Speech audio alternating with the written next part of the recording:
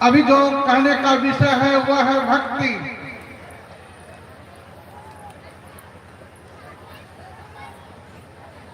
भक्ति यो तो भक्ति स्वतंत्र सकल सुखकारी। भक्ति तो यो कहा जाए सब कोई कुछ न कुछ करते हैं। कोई राम को मानकर चलते हैं, कोई कृष्ण को मानकर चलते हैं, कोई हनुमान जी को मानकर चलते हैं, कोई देवी देवता को मानकर चलते हैं, कोई केला ही को मानकर चलते, कोई पीपर को मानकर चलते, कुछ न कुछ भक्ति करते हैं। लेकिन यह अंधविश्वास भक्ति है।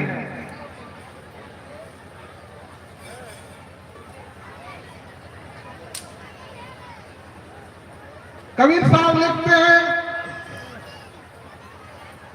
देवता तीतर भूया भवानी यह मार्ग 84 चलन की। अगर अंधविश्वास भक्ति करते हैं तो आप 84 के चक्कर में चले जाएंगे। हमारे गुरु महाराज लिखते हैं, ईश्वर देव पितर परिजन को होत न यह उपकार। कहते कि यहां तक ले लिया, ईश्वर देवता पितर परिजन जितना भी है, अगर इसका भक्त है तो इससे उपकार नहीं हुआ तो उपकार कैसे होंगे? यह मैं ही होवत गुरु से ही गुरु की अमित बलिहार। हमारे गुरु महाराज कहते हैं कि यार गुरु की भक्ति साधु की सेवा बिनो कछु नहीं पाई हो। अगर कोई भक्ति करते, गुरु की भक्ति साधु की सेवा करते हैं, इससे बड़ा और भक्ति नहीं है। अभी आप लोग सुन रहे थे सहजोबाई की वाणी में चरणदास की शिक्षा थी। वह गुरु और गोविंद दोनों खड़े थे। कबीर साहब भी कहते हैं, गुरु गोविंद दो खड़े काकू लागू पाए, बलिहारी और गुरु की जिंदगी पर मुलाकात। और सहजोबाई कहते हैं, राम तजो पे भी गुरु न विसारो, गुरु सब हरि को न निहारो। कहते गुरु के सामने हरि को नहीं देखो। किसी ने पूछ दिया क्यों? कहा हरि ने जन्म दियो जगमाही और गुरु ने आवागमन छुटाई। परमात्मा ने तो हमको जन्म दे दिए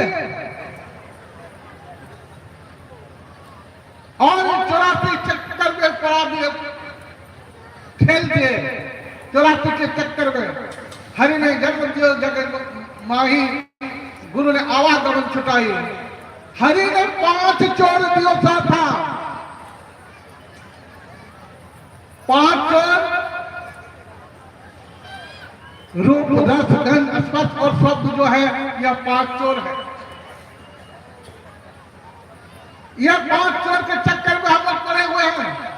जो देखने का चीज नहीं वो हम देखते हैं, जो सुनने का चीज नहीं है वो सुनते हैं कान खोलकर, जो रसास्वादन नहीं लेने की चीज है वो हम रसास्वादन करते हैं। बोले जो हमको नहीं करने का वही हम लोग करते हैं। हरि नो 5 चोर जो था गुरु ने ले चुकाई माता, और गुरु इससे छुड़ा देते, मुक्त कर देते हैं।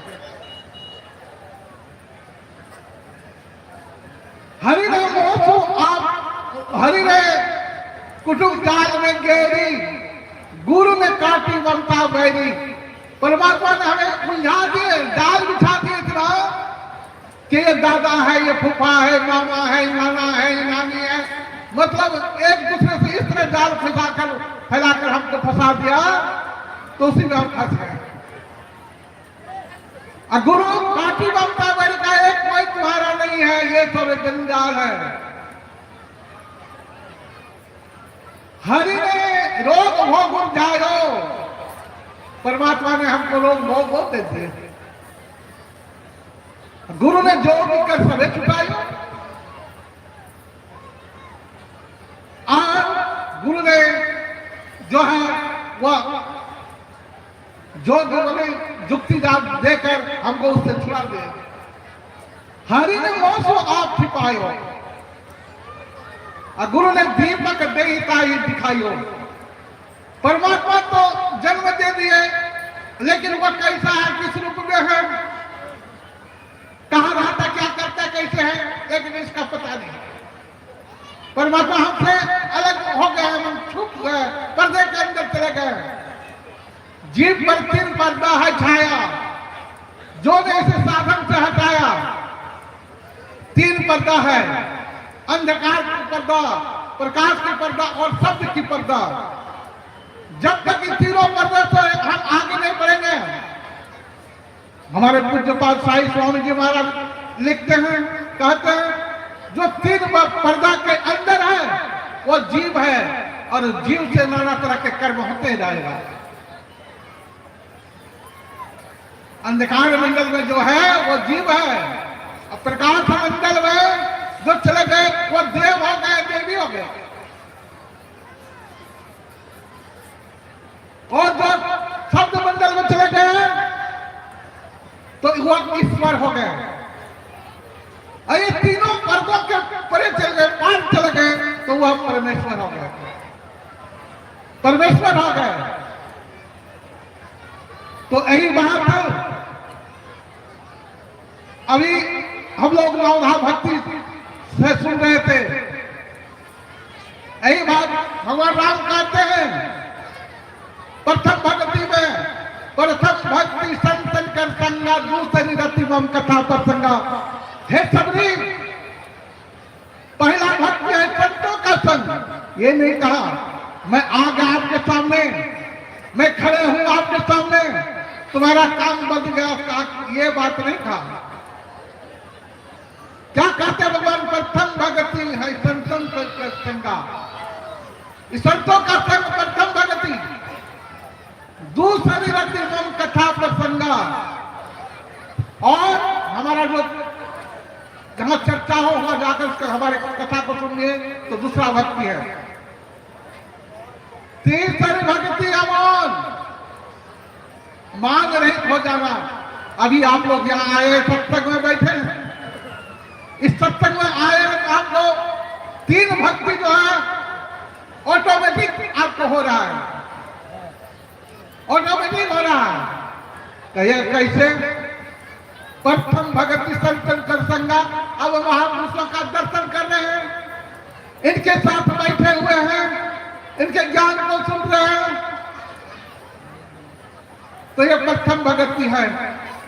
दूसरी रति मम कथा प्रसंगा, जो उपदेश कर रहे हैं परमात्मा के संबंध में, जीव क्या है, ब्रह्म क्या है, माया क्या है, नाना तरह के उपदेश देते हैं और आप सुन रहे हैं। यह दूसरी भक्ति हो गया।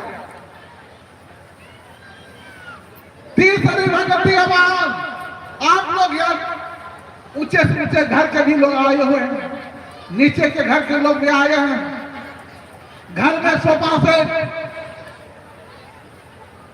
कुर्सी, नीचे नहीं बैठते होंगे, बहुत ऐसे माई दाई भी हैं, बाबू लोग भी हैं, नीचे नहीं बैठते होंगे, घर में कुर्सी पर बैठते होंगे, सोफा सेट पर बैठते होंगे। लेकिन सब मांग को त्याग कर, मांग रहित होकर आप लोग यहाँ नीचे पुआल पर बैठे हैं, जमीन पर बैठे हैं। ये तीसरी भक्ति हो गया, यह तीसरी भक्ति हो गया। आप लोग केवल यहाँ आने से आपको 3 भक्ति प्राप्त हो गया। चौथी भक्ति मम गुणगना करई कपट तजित गान। और परमपिता परमात्मा का भक्ति जो है, गुरु का भक्ति, कपट रहित होकर आप उसका गुणगान करेंगे। ये चौथी भक्ति है। पंचम भक्ति दृढ़ विश्वासा, मंत्र जाप दृढ़ विश्वासा, पंचम भक्ति सो वेद प्रकाशा। जो बता देते हैं मंत्र जाप करने के लिए, ध्यान करने के लिए,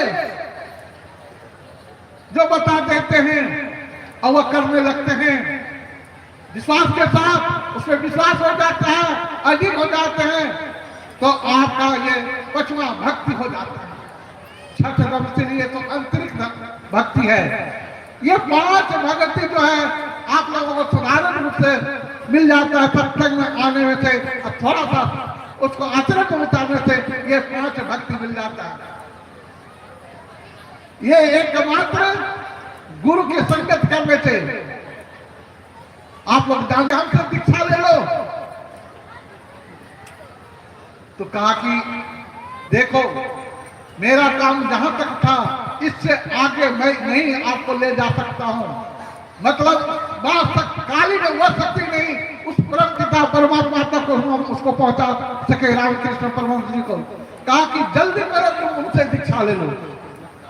परमात्मा तक जाने के लिए अगर चाहते हो तो जल्दी जाकर उस महापुरुष से दीक्षा लो। और जाते हैं दीक्षा लेते हैं, और दीक्षा लेते लेते जब ध्यान में बैठते हैं मन में लगता है मां काली की ओर जाता है, हरदम उनका रूप आ जाता है। तो कहते तोतापुरी जी से मन नहीं लगता है, ध्यान नहीं लगता है। एक शीशा का टुकड़ा लिया नोक त्रिकुटी में जो है उसका दोनों आंख के बीच में हवा में डुबा देता है। कहता ठीक से मन यहाँ लगाओ, लगा देते हैं, ध्यान करते हैं। तो वो आज रामकृष्ण परमहंस देव जी महाराज के नाम से विख्यात हुए, बहुत बड़े ऊंचे संत हुए। अब सोचिए इतना बड़ा देवी काली मां जो साक्षात दर्शन प्रकट होकर दर्शन देती थी, लेकिन वो भी रामकृष्ण परमहंस जी महाराज को नहीं तार सके। ये जो है तारने के लिए, भवसागर को पार लगाने के लिए एकमात्र संत सदगुरु होते हैं, और दूसरा कोई इसका उपाय नहीं है। कोई उपाय नहीं, लाख उपाय कर लीजिए, कहीं भी जाइए, लेकिन वह नहीं होगा। प्रगट अगर मां परमात्मा को करना चाहते हैं तो संत महापुरुष को अगर प्रत्यक्ष करना चाहते हैं, युक्ति जानकर भक्ति कीजिए।